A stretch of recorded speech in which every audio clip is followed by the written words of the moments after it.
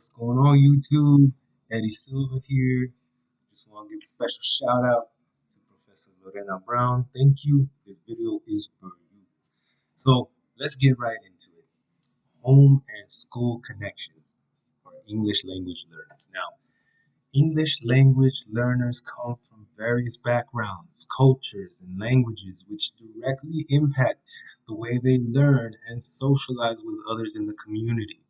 Therefore, these students are going to need varying levels and types of support and assistance to ensure that they're successful in their educational career. First and foremost, we need to understand what impact culture has, the influence that they have on their entire life. So culture is so deeply marinated into us that we're unconscious to most of the way that it shapes our perceptions, the way we see the world. It's extremely intimate. It shapes the way that we communicate with others, and it varies from culture to culture. In order to support the students in the best possible way, we need to understand their cultural influences.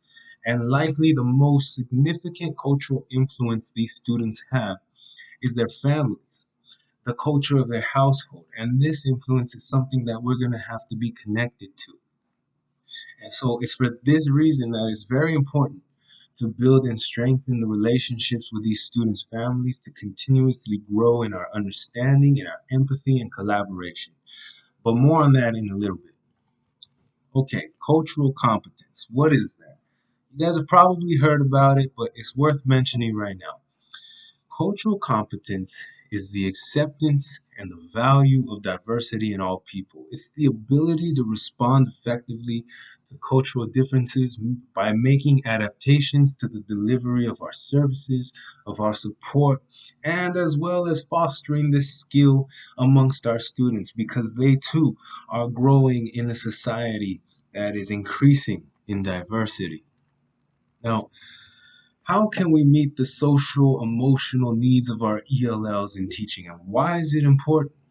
Okay, so learning is a very emotional process already. For years, it seemed like teachers were very focused on like the logical side of things, the academics, the cognitive side of things, and it's not been until recently that we realized that the emotional state of our students plays a larger role than the logical part.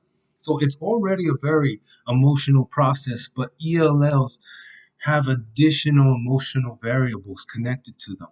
They already don't speak English as their primary language. Some of these students are immigrants and they're going through culture shock.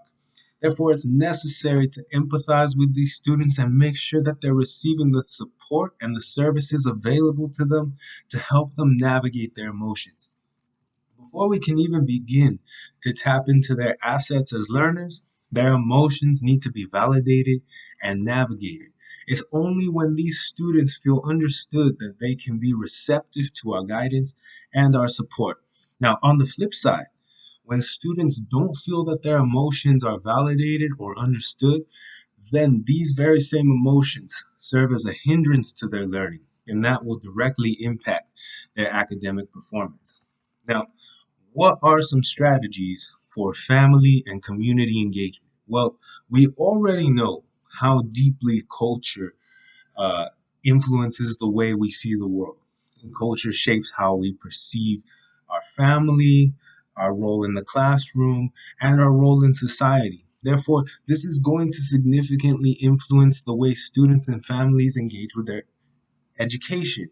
So, in some cultures, it's customary for parents not to get involved with teachers. It's not to not be involved in their education. In fact, it's seen kind of like a sign of respect, to have families over here and teachers over here. To let the teachers worry about their education and the families worry about family matters. So, we can't assume that these parents know that we want them to collaborate with us. We need to enter these relationships with an open mind, with a blank slate, and an attitude of learning. We need to learn how they see things. We need to connect with them intentionally, and we need to invite them to play a role in collaborating with us in their students' education. A good idea might be to have a meeting with them in their home, share a meal with them. This is great for like opening up that trust and building that relationship so we can begin to learn together and collaborate for the student's best interest.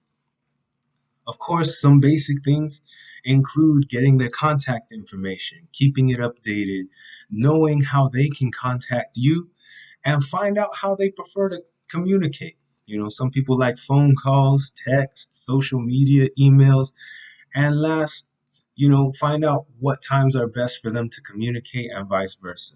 So, how can we create an inclusive environment for our students to succeed? Well, culturally and linguistically diverse students' success is impacted by their sense of belonging, and that's affected by how well we value their cultures and their experiences. So, it is our responsibility to be aware of how culture influences students socially and emotionally, to hold an affirming attitude towards students from culturally diverse backgrounds, develop a commitment and skills to act as agents of change, understand how their students prefer to learn, know about the lives of their students, and finally engage in culturally responsive teaching practices.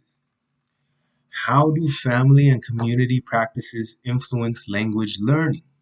Language is only a means of communication, and communication is the lifeline of any relationship. So, by being involved in and involving students and their families in community programs, leadership programs, this will build a sense of trust and that will strengthen our relationship. Strengthening the relationship will strengthen the desire for communication, which will have a direct impact on how students learn their language. That's all for today, YouTube. Thank you so much for tuning in, and I will see you in the next video.